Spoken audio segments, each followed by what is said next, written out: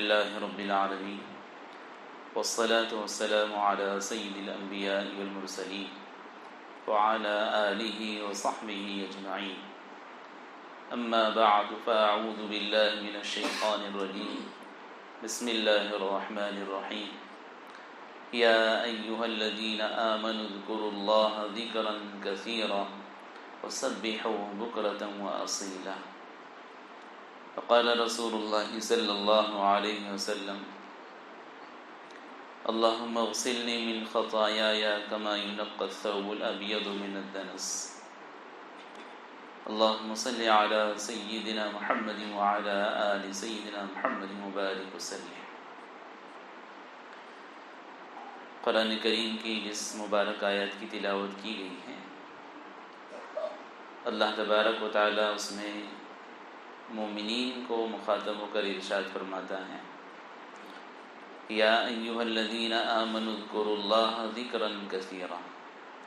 اے ایمان والو، اللہ تبارک و تعالی کا کثرت سے ذکر کیا کرو. وسبحوہ بکرۃ واصیلا، اور اللہ تعالی کی تسبیح بیان کیا کرو صبح شام. قرآن کریم کی بہت ساری صورتوں کی شروعات سبح للہ سے یا یسبح للہ سے ہوئی ہے. ان آیتوں میں یہی مفہوم ہے: سبح للہ ما فی السماوات و ما فی الارض. زمین و آسمان میں جتنی چیزیں ہیں ہر ایک اللہ تعالیٰ کی تسبیح بیان کرتی ہے. سورہ یاسین میں، سورہ ملک میں جو تذکرہ کیا گیا ہے وہ طیر و صافات، کہ پرندوں کا یہ حال ہے کہ صبح دانہ چگنے کے لیے، چرنے کے لیے جب نکلتے ہیں تو پہلے جمع ہو کر کچھ دیر اللہ کا ذکر کر لیتے ہیں.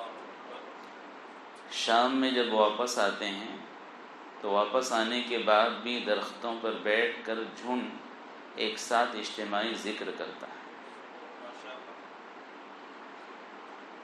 کبھی تفریح کے لیے کہیں جنگلات میں کسی جگہ جانے کا موقع ہو تو آپ دیکھ سکتے ہیں، ہمارے قریب میں مومن قبرستان ہے، وہاں پر بھی شام میں، اور جلال شاہ قبرستان میں تو میں نے خود نے بارہا دیکھا ہے، مسجد کے بالکل متصل ایک بہت بڑا درخت تھا. شام کے وقت میں وہاں پر پورے پرندے آ کر بیٹھ جایا کرتے تھے، اور مغرب کی نماز کے کچھ دیر بعد تک مسلسل ان کا شور جاری ہوتا تھا، جو ہم نہیں سمجھ پاتے، لیکن وہ اللہ تعالیٰ کا ذکر کرتے ہیں. اللہ تبارک و تعالیٰ کا بہت بڑا فضل ہے کہ اللہ تعالیٰ نے ہمیں ذکر کے حلقے میں شریک ہونے اور شامل ہونے کی توفیق عطا فرمائی. حضرت داؤد علیہ السلام فرماتے ہیں کہ اگر کوئی بندہ زندگی بھر اللہ تعالیٰ کا صرف یہ شکر ادا کرے کہ ذکر کرنے کی توفیق اللہ تعالیٰ نے دی ہے، اس کا شکر ادا کر رہا ہوں، تب بھی ایک شکر یہ باقی رہ جائے گا کہ شکر ادا کرنے کی توفیق بھی اللہ ہی نے دی ہے. اللہ تعالیٰ کا بہت بڑا فضل اور کرم ہے کہ اللہ تعالیٰ نے ہمیں اپنے وقت کو صحیح استعمال کرنے کی توفیق عطا فرمائی. حضور صلی اللہ علیہ وسلم نے ارشاد فرمایا ہے: جب تمہارا گزر ریاض الجنہ سے ہو تو تم چر لیا کرو. نبی کریم صلی اللہ علیہ وسلم سے صحابہ نے پوچھا کہ اللہ کے رسول صلی اللہ علیہ وسلم، جنت کے باغ اس سے مراد کیا ہیں؟ حضور صلی اللہ علیہ وسلم نے فرمایا: حلقۃ الذکر، ذکر کے حلقے. جس طرح سے سفر میں سواری کرتے ہوئے جانوروں کو لے جایا کرتے تھے اور راستے میں کہیں پر بھی کوئی ہریالی نظر آتی تھی تو فوراً مسافرین اتر کر موقع کا فائدہ اٹھا لیا کرتے تھے. ابھی تو چونکہ ہم لوگ سواریاں دوسری استعمال کرتی، تو جیسے ہم لوگ پیٹرول پمپ کا انتظار کرتے ہیں، اس سے زیادہ ضروری جانوروں کے لیے وہ ہوا کرتی تھی. تو فرمایا گیا کہ جب ایسے کوئی تمہیں حلقے، ایسی مجلسیں نظر آئیں تو جیسے جانور اپنی ضرورت سمجھ کر وہاں شریک ہوتا ہے، ویسے ہر ایک کی ذمہ داری ہے کہ ضرورت سمجھ کر وہاں پر شریک ہو. یہ ہماری روحانی غذا ہے. حضرت سلیمان علیہ السلام کو اللہ تبارک و تعالیٰ نے جو تخت عطا فرمایا تھا، ہمارے اکابرین اور بزرگان دین میں حضرت مرزا مظہر جان جانا رحمۃ اللہ علیہ بہت نرم اور نازک مزاج بزرگ گزرے ہیں، جن کے متعلق ہمارے والد صاحب بتلایا کرتے تھے کہ انہی کے بارے میں کہا گیا ہے، فرش مخمل پہ چلنے سے میرے پیر چھیلے جاتے ہیں، کیلے کھانے سے میرے دانت ہلے جاتے ہیں۔ کیلا تو کتنا سخت ہوتا ہے پتہ ہے نا، لیکن ان کا مزاج بہت نازک تھا۔ آزادی کے موقع پر جب گولہ باری کی وجہ سے وہ زخمی ہو گئے تھے تو سینے کا پورا حصہ ان کا پھٹا ہوا تھا، پورے زخمی تھے۔ کچھ ان کے مریدین اور خادمین خدمت کے لیے جب پہنچے تو پوچھا کہ حضرت طبیعت کیسی ہے؟ تو حضرت نے فرمایا کہ طبیعت تو الحمدللہ اچھی ہے، لیکن بارود کی بو سے دماغ پھٹا جا رہا ہے۔ زخم کی اتنی تکلیف ان کو نہیں محسوس ہو رہی تھی، کہنے لگی بارود کی بو سے دماغ پھٹا جا رہا ہے۔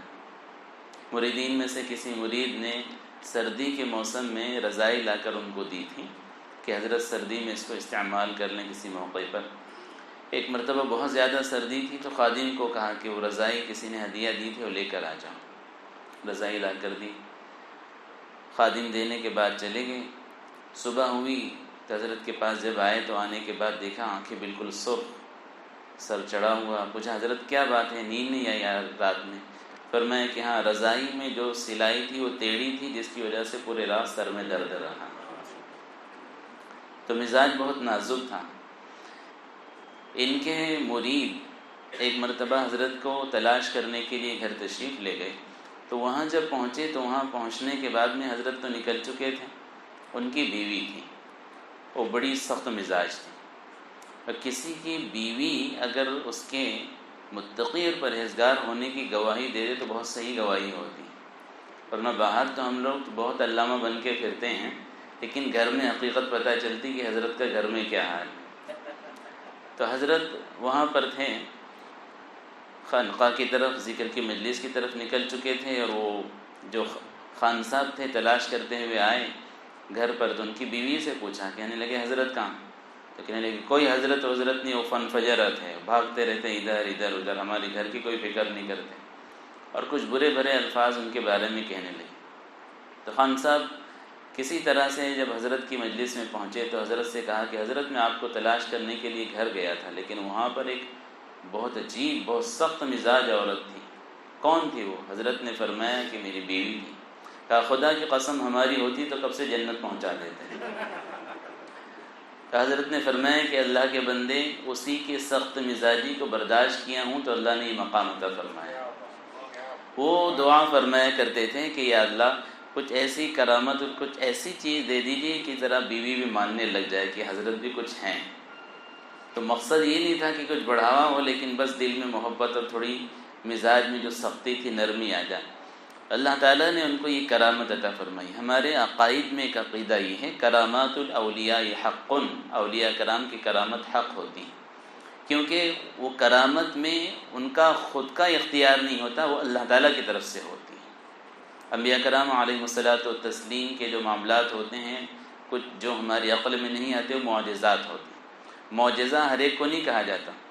کبھی کبھی ہم لوگ کچھ عجیب سے واقعات پیش آ جاتے ہیں، کبھی آسمان پر کوئی چیز نظر آئے تو لوگ کہتے ہیں نیا معجزہ دیکھا۔ معجزات صرف انبیاء کرام علیہ الصلاۃ والتسلیم کے ساتھ رہتے ہیں، اور کرامات یہ اولیاء کرام کے حق پر ہوتی ہیں، وہ بھی شرعی حدود میں ہوتا ہوں۔ تو حضرت نے دعا فرمائی تو اللہ تعالیٰ نے ان کو یہ کرامت عطا فرمائی کہ جس مسلح پر تھے وہ مسلح اڑنے لگا۔ تو حضرت نے دعا فرمائی کہ اللہ یہ مسلح اڑ تو رہا ہے، ذرا میرے گھر کے سامنے سے ایک چکر ہو جائے تو محترمہ بھی ذرا مان جائیں گے۔ تو اب جب ان کا مسلح اڑنے لگا اور ان کے گھر سے قریب سے اوپر سے اڑ کر گئے تو ایک چکر دو چکر ہوا یا تین کچھ چکر مارے، اور اس کے بعد پھر مسلح نیچے ہوا۔ وہ شام میں نیچے اتر کر جب گھر پہنچے تو پہنچنے کے بعد میں حضرت یہ سمجھ گئے کہ شاید بیوی نے دیکھا ہوگا، تو حضرت گھر پہنچے اور پہنچنے کے بعد میں سلام کلام کیا تو بیوی کہنے لگی بڑے بزرگ بنے پھرتے ہیں۔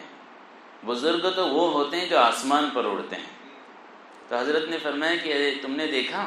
کہا کہ ہاں، ایک بزرگ تھے بڑے زبردست، وہ آسمان پر ان کا مسلح اڑ رہا تھا اور اسی کے اوپر وہ بیٹھے ہوئے تھے۔ حضرت نے فرمایا کہ اللہ کی بندی میں ہی تو تھا۔ کہنے لگے اچھا آپ تھے، اسی لیے ذرا ٹیڑھا ٹیڑھا اڑ رہے تھے۔ تو مزاج میں بڑی سختی تھی، لیکن اس کو برداشت کیا، اللہ تعالیٰ نے یہ مقام عطا فرمایا۔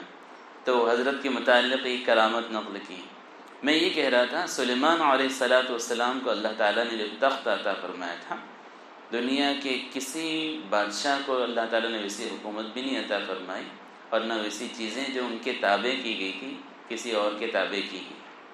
مشکوٰۃ شریف میں روایت نقل کی ہے، کسی کو اگر سانپ یا اژدہا نظر آ جائے یا ناگ نظر آ جائے اور خطرہ ہو کہ یہ کاٹ لے گا، تو عربی کے دعا ہے، لیکن اگر اردو میں بھی کہہ دیں کہ سلیمان علیہ السلام نے تجھ سے جو وعدہ کیا تھا یاد ہے یا بھول گیا، تو جانور نقصان نہیں پہنچائے گا۔ مشکوٰۃ شریف کی حدیث میں روایت نقل کی گئی ہے۔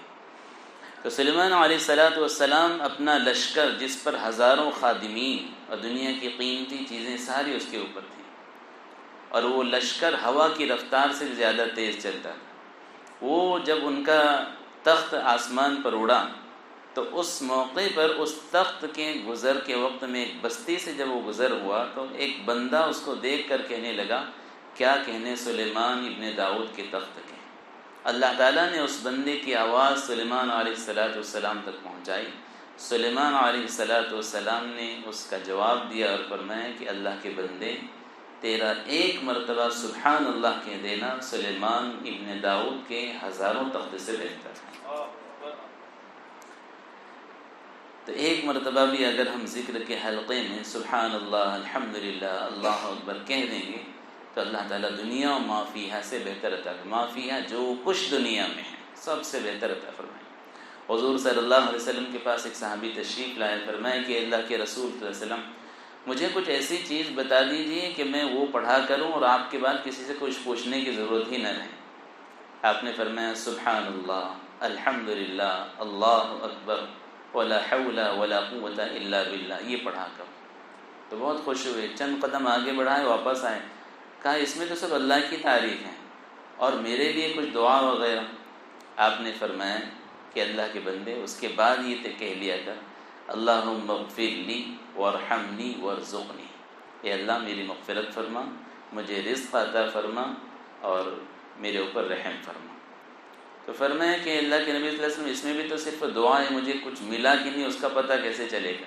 حضور صلی اللہ علیہ وسلم نے فرمایا جب تو کہے گا اللہم اغفر لی، اللہ فرما دے گا مغفرت ہو گئی۔ تو کہے گا اللہم ارحمنی، اللہ تعالیٰ فرمائے گا میں نے تجھ پر رحم کر دیا۔ تو کہے گا اللہم ارزقنی، اللہ تعالیٰ ارشاد فرمائے گا میں نے رزق دے دیا۔ صحابہ رضی اللہ عنہ کو جو ذکر اذکار کے شوق تھے، حدیث میں جو ارشاد فرمایا، صفیہ رضی اللہ عنہ یا ام سلمہ رضی اللہ عنہ فجر کی نماز پڑھنے کے بعد بیٹھی مصلی پر۔ فجر کی نماز کے بعد سے طلوع آفتاب تک کا وقت بہت قیمتی ہوتا ہے۔ اس وقت میں اکابرین اور فقہا نے دنیاوی بات چیت کرنے سے بھی منع کیا ہے۔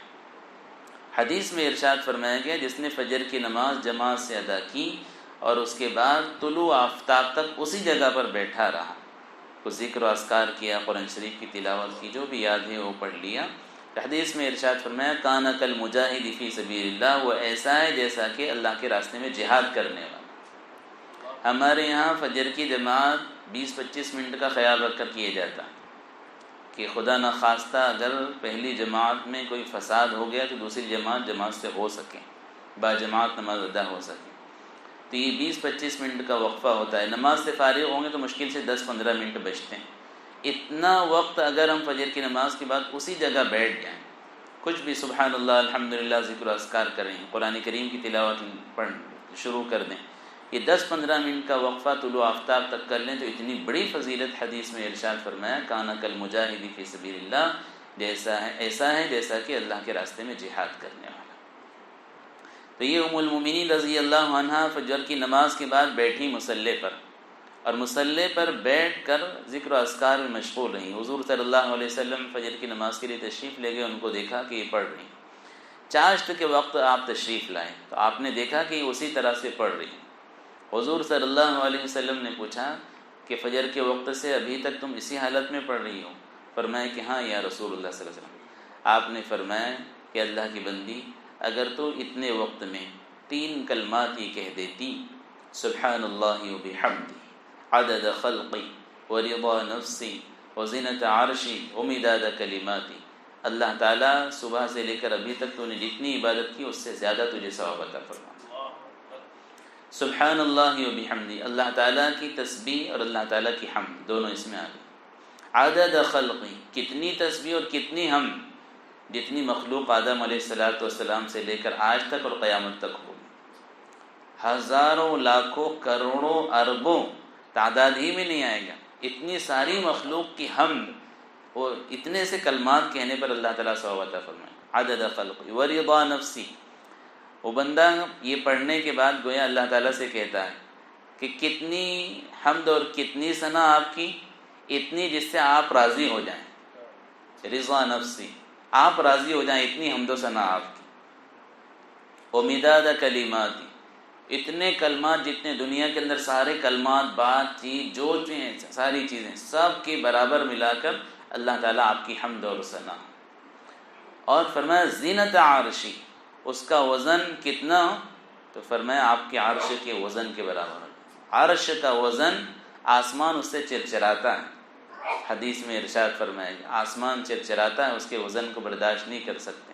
اس کے جو فرشتے حفاظت کرنے والے کروڑوں اربوں کی تعداد میں ہیں، اللہ تعالیٰ کے عرش کو اٹھائے ہوئے ہیں، اس کے وزن کو کوئی برداشت نہیں کر سکتا۔ حدیث میں فرمایا گیا کہ اس کا وزن کوئی ہو ہی نہیں سکتا بدل کے طور پر دنیا میں کوئی سی چیز کا، تو اس کی مثال دی جائے یہی کہا جائے گا کہ عرش کا وزن۔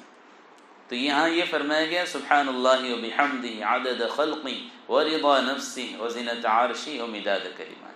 حضور صلی اللہ علیہ وسلم نے فرمایا یہ تین کلمات ایک مرتبہ میں تو پڑھ لیتی تو اللہ تعالیٰ اس سے زیادہ ثواب عطا فرماتا۔ تو یہ ذکر کے حلقے میں شریک ہونا، ذکر کے متعلق نبی کریم صلی اللہ علیہ وسلم نے جو احادیثیں فرمائی ہیں وہ سن کر آدمی کے اندر دل میں تر و تازگی پیدا ہوتی ہے۔ یہ حلقوں کے اندر آنے کے بعد اور شریک ہونے کے بعد دل میں ایک تازگی پیدا ہوتی ہے، اس لیے اپنی ضرورت سمجھ کر بزرگان دین کی مجلسوں میں پہنچنا چاہیے۔ ابھی بہت سارے اکابرین کے متعلق، بزرگان دین کے متعلق ہمیں پتہ بھی چلتا ہے کہ آس پاس آئے ہیں، تشریف لائے ہیں، تو ہم لوگ یہ سوچتے ہیں کہ دھولیا آئیں گے جب دیکھیں۔ پیاسا کنویں کے پاس پہنچتا ہے یا کنواں پیاسوں کے پاس پہنچتا ہے؟ پیاسے نے کنویں کے پاس پہنچنا چاہیے۔ یہ تو بڑوں کی قربانیاں ہیں کہ وہ ہمارے لیے قربانی دے کر تشریف لاتے ہیں، ورنہ ہمارا خود کا اخلاقی فریضہ اور ذمہ داری ہے کہ ایسے لوگوں کی صحبت میں جہاں کہیں پہ بھی وہاں پر پہنچیں۔ ہمارے اکابرین بڑے باقاعدہ اپنے بچوں کو بھی تربیت کے لیے مجالس میں لے کر جایا کرتے تھے، لمبے لمبے سفر کر کے۔ مولانا سجاد نعمانی صاحب دامت برکاتہم فرماتے ہیں مجھے یاد ہے کہ میرے والد محترم حضرت مولانا منظور نعمانی صاحب حضرت مولانا شیخ زکریہ رحمۃ اللہ علیہ کی خدمت میں لے جایا کرتے تھے مجھے، اور وہاں وہ فرماتے تھے کہ میں جب وہاں پہنچا تو ایک نوجوان لڑکے کو دیکھ کر میں بہت حیران رہتا تھا کہ یہ لڑکا رات میں بھی تہجد کے وقت جب اٹھ کر دیکھتے ہیں تو کسی کے بیگ، کسی کے سامان اٹھا کر خدمت میں لگا، کسی کو پانی لا کر دے رہا ہے، کسی کے بستر صحیح کر رہے، کہیں جھاڑو دے رہے ہیں۔ اور حضرت شیخ زکریہ رحمۃ اللہ علیہ ان کو بہت ڈانٹ رہے ہیں، بار بار کئی مرتبہ دیکھنے میں آئے۔ تو انہوں نے والد محترم سے پوچھا، مولانا منظور صاحب سے، کہ حضرت یہ نوجوان کون ہے؟ حضرت مولانا سجاد نعمانی خود چھوٹے تھے۔ انہوں نے والد صاحب سے پوچھا، فرمایا کہ بیٹے تجھے یہی دکھانے کے لیے لایا ہوں، یہی دکھانے کے لیے لایا ہوں، یہ حضرت شیخ زکریہ رحمۃ اللہ علیہ کا اکلوتا بیٹا طلحہ ہے۔ حضرت شیخ زکریہ رحمۃ اللہ علیہ کا اکلوتا بیٹا طلحہ ہے، جس کی اصلاح حضرت ایسی فرما رہے ہیں کہ اس گمان اور اس زوم میں مت رہنا کہ تو شیخ زکریہ کا بیٹا ہے۔ تو حضرت سب کے سامنے بار بار ڈانٹتے تھے، ڈانٹنے سے کوئی دشمنی مراد نہیں تھی، لیکن اصلاح مقصد تھی۔ آج کل تو اللہ خیر کرے، ہمارے یہاں تو یہ حال ہے کہ ہم چاہتے ہیں کہ ہمارے پیر اور ہمارے امیر اور ہمارے شیخ بھی ہماری مٹھی میں ہوں۔ ذرا سی بھی کچھ مخالفتیں ہوئی تو ایسے ہم لوگ حلقوں کو، ایسے ہمارے سلسلوں کو، ایسے ہمارے ذمہ داروں کو تبدیل کرتے ہیں جیسا کہ چھوٹے بچے کھیلتے کھیلتے وہ پالا تبدیل کرتے ہیں۔ یہ حالات ہمارے ہو گئے، مزاج میں اتنی سختی ہو گئی ہے، صرف زبانی کہتے ہیں کہ اصلاح کے لیے خانقاہ میں آ رہے ہیں، لیکن حقیقت میں یہ حال ہے کہ کسی نے کچھ کہہ دیا اس کے بعد مسجد بند، نماز بند، حضرت کو سلام کرنا بھی چھوڑ دیں۔ بڑوں کی زندگیاں ہمارے سامنے ہیں۔ حضرت تھانوی رحمۃ اللہ علیہ کے ایک خلیفہ گزرے ہیں، خواجہ عزیز الحسن مجذوب رحمۃ اللہ علیہ، بہت بڑے بزرگ گزرے، حضرت حکیم اختر صاحب رحمۃ اللہ علیہ، شیخ حضرت مولانا قمر الزما صاحب، بڑے بڑے اکابرین کے بیانوں میں اکثر عشقیہ اشعار انہی کے پڑھے جاتے ہیں۔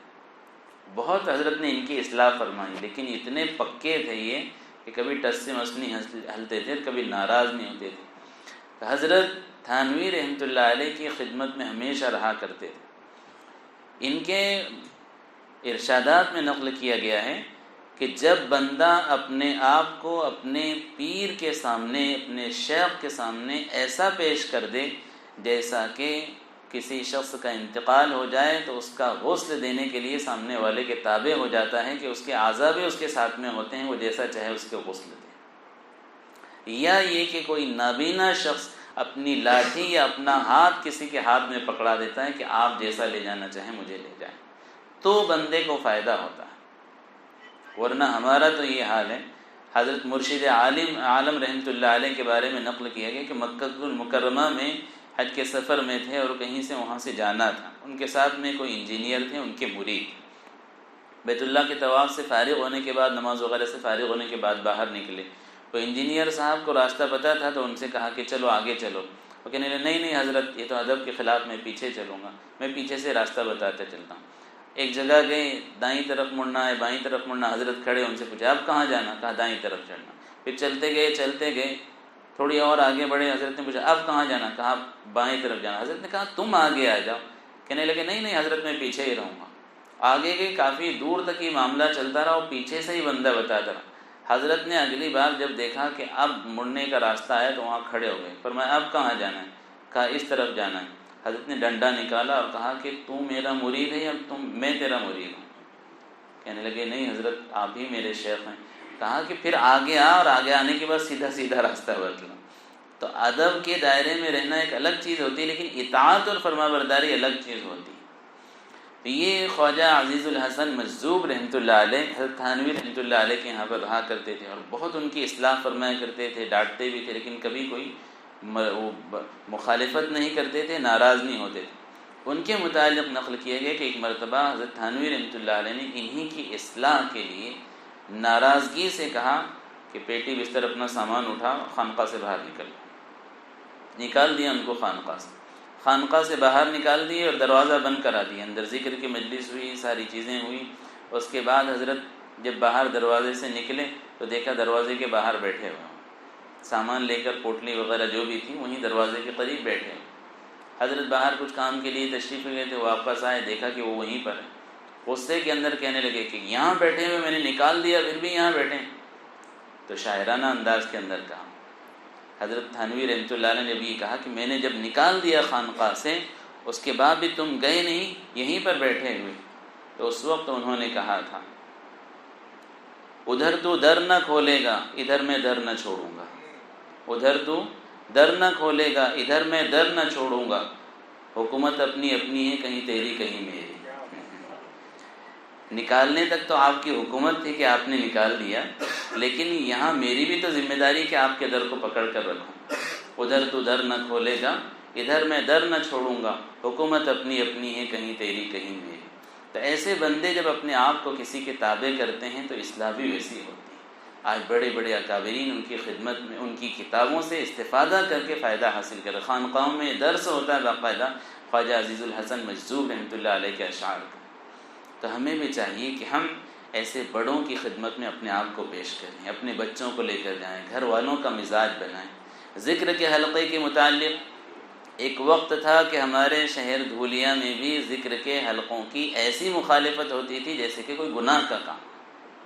مسجدوں میں کہیں پر ذکر کے حلقے کے متعلق حضرت مولانا ابوالعلا صاحب، ہمارے والد صاحب، بعض دفعہ بعض مسجد والوں کو بلا کر بیٹھا کر سمجھانا پڑا کہ یہ کوئی غلط چیزیں نہیں، یہ تو اکابرین کی چیزیں چلی آ رہی۔ ہمارے دھولیا مالیگاؤں اور چند علاقوں کے اندر لوگوں کا مزاج نہیں تھا تو اس کو نیا سمجھتے تھے، اور اکابرین جو پڑھ کر آئے دیوبند سے، دیگر علاقوں سے، تو وہ سب سمجھتے تھے خانقاہوں کے کیا کیا سلسلے ہیں۔ رمضان میں بڑے بڑے اکابرین کی خانقاہیں یو پی کے علاقوں میں تو کثرت سے چلا کرتی ہے، پورے مہینے لوگ ان کی خدمتوں میں پہنچتے، اور بعض اکابرین کے آج بھی یہاں پورے سال ان کی خانقاہیں چلتی رہتی، اکابرین وہاں پر پہنچتے رہتے۔ گزشتہ ایک ہفتہ پہلے رینین کے ایک بڑے عالم دین ہیں مولانا لطیف الرحمان صاحب، بہت بڑے عالم دین ہیں ریونین کے، ان کو وہاں ایسی حیثیت ہے جیسے ہمارے یہاں پر بڑے اکابر علماء جو صدر کی حیثیت رکھتے ہیں، ویسے وہ ریونین فرانس کا ایک جزیرہ وہاں کے بڑے۔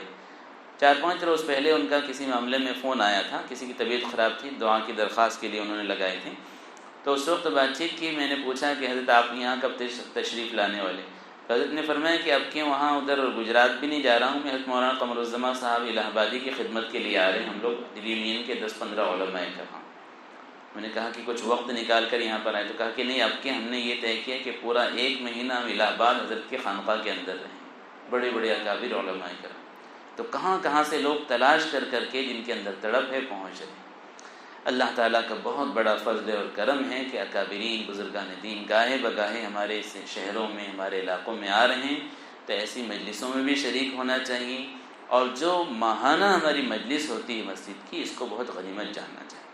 ماہانہ مجلس بھی صرف اس لیے نہیں ہوتی کہ ہم مہینے میں 1 مرتبہ ذکر کے حلقے میں شریک ہو جائیں اور اس کے بعد آئندہ مہینے کا انتظار کرتے ہیں۔ یہ مجلس ہم کو جگانے کے لیے، چراغ جب خود جلے گا تو 1000 چراغ جلائے جا سکتے ہیں، ویسے ایسی مجلسوں کے اندر ہم شریک ہوں گے تو ہمارے دل کے اندر نورانیت پیدا ہوگی، پھر ہم گھر کا ماحول بنا سکتے ہیں۔ مجھے یاد ہے ہمارے والد صاحب روزانہ فجر کی نماز کے بعد ہمارے پہلے روم کے اندر پابندی سے فجر کی نماز پڑھ کر آتے تھے، تو 1-1 گھنٹہ تک جہرن ذکر فرمایا کرتے تھے، قرآن کریم کی تلاوت کے علاوہ۔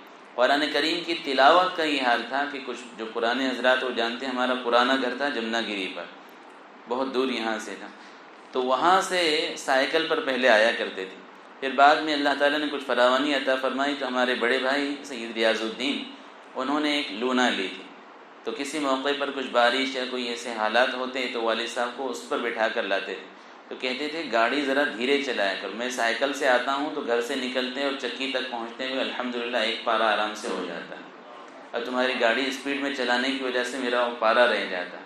تو پڑھنے کا اتنا مزاج، تو قرآن کریم کی تلاوت الگ، اور ذکر کی یہ عادت تھی کہ روزانہ فجر کی نماز کے بعد 1 گھنٹہ تک جہری ذکر کیا کرتے تھے۔ جب فجر کی ذکر سے فارغ ہوتے تو پورا جسم پسینہ پسینہ ہوتا تھا، لیکن اللہ تعالیٰ کا فضل ہے کہ اس کی وجہ سے مزاج گھر کا سب کا بنا ہوا ہے۔ الحمدللہ ثم الحمدللہ، فجر کی نماز کے بعد ہمارے ہاں سب بچے ہوں بڑے ہوں قرآن کریم کی تلاوت کرتے ہیں، ذکر کرتے ہیں، اس کے بعد اپنے مشاغل۔ آج اللہ تعالیٰ کا فضل ہے کہ یہ ذکر کی اور قرآن کریم کی تلاوت کی صبح کی ایسی عادت ہو چکی ہے کہ کسی وقت فجر کی نماز کے بعد کا ذکر اور فجر کی نماز کے بعد قرآن کریم کی تلاوت چھوٹ جائے تو ایسا محسوس ہوتا ہے جیسے چائے والے اور ناشتے والے کا ناشتہ چھوٹ جائے تو بے چین ہوتا ہے کہ کہیں سے کچھ ہوٹل مل جائے تو پہلے ناشتہ کروں یا چائے پیوں، ویسے ہی ایک مزاج الحمدللہ ہو گیا۔ تحدیث بن نعمہ کے طور پر کہہ رہا ہوں، تو یہ مزاج اگر ہم اپنا بنائیں، اپنے بچوں کا بنائیں، گھروں کے اندر نورانیت ہوگی۔ تو یہ حلقوں کا مقصد یہی ہوتا ہے کہ ماہانہ مجلس میں یا ہفتے والی مجلس میں جہاں پر بھی ہم شریک ہو رہے ہیں، پابندی سے خود بھی شریک ہوں، اپنے بچوں کو ایسی مجلسوں میں لے جائیں تاکہ مزاج ہمارے بنے۔ سب کریں گے اس کی کوشش۔ اللہ تعالی ہمارے شہر دھولیا کے ہر گھر کو ذکر کی مجلس کے لیے قبول فرمائے، ہمیں بھی موت تک اللہ تبارک و تعالی ذکر کرنے کی توفیق عطا فرمائے۔ حضرت شیخ ذوالفقار اکثر بیانات میں یہ کہتے ہیں، یاد میں تیری سب کو بلا دوں، کوئی نہ مجھ کو یاد رہے، تجھ پر سب گھر بار لٹا دوں، خانہ دل آباد رہے، یہ جہاں رہے یا نہ رہے پر یہ دعا ہے فقط، موت کے وقت سلامت میرا ایمان رہے۔ اللہ تبارک و تعالی ان باتوں پر عمل کرنے کی توفیق عطا فرمائے۔ وآخر دعوانا ان الحمد للہ رب العالمین۔